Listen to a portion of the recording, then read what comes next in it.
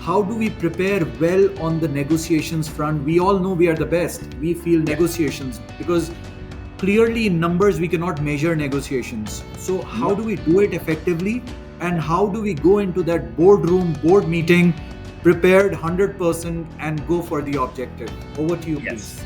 Yes, so to finalize my story about empathic negotiation design, I truly would like to challenge everyone to start preparation for your negotiation only from the other perspective. So of course, there are very important things for yourself and for your own company to achieve, but first of all, think about what is important for my negotiation counterpart to achieve.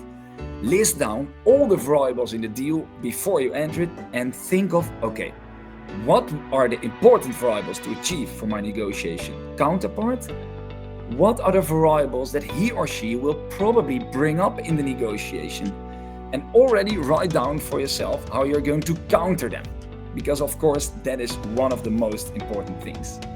And that actually is a nice bridge towards some tips that I prepared for you to include in your negotiation preparation.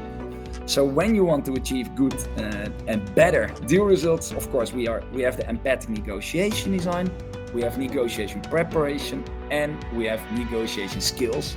On the third point, I will tell you a bit later, but first let me start with giving you some tips on how to prepare for your negotiation.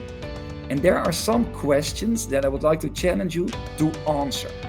So the first one, and of course we discussed that, is what is important for your negotiation counterpart to achieve. The second one is prepare all your expected arguments from yourself and for your negotiation counterpart in advance and write down on how you want to counter them. Next to that, it's also very important to only give proposals that are conditional, so never give something away, always ask something back before you give anything away in the negotiation. Very important, especially when it comes to win-win negotiations, is the fact that you check the power balance. So what is the percentage of sales that you are doing from your customer side, and how important is your customer or your supplier for you? Because when the stakes are high, it's important to know this, because this will affect your negotiation strategy, of course. Then, of course, if you think of with who do I want to grow for next year, focus on the development on the financials. For example, when I worked for the large global retailer and I worked on my strategy, for example, for 2024, I thought of, okay, I only want to grow with suppliers that have good margin and they have an improving margin. Then, of course, and this is tip number 5, prepare a move plan in advance. So already think scenario based, what will I do if anything goes wrong, etc., etc. Number 6, and this is, I'm a very positive guy, but of course you have to focus on carrots and sticks and gives and takes to think of variables that you want to give away in the negotiation to achieve your goal.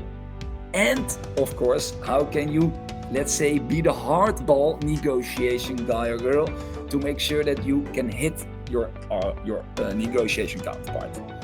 Then it's important to have an escalation plan, and this is more a soft one but very important, what is the negotiation style that you're going to use?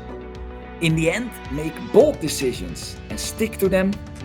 And I will not go into detail here, but feel free to add me on LinkedIn and I will send you extra information.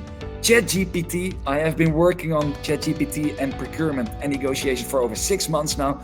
And this is really important. It can really help you out to find and achieve better deal results.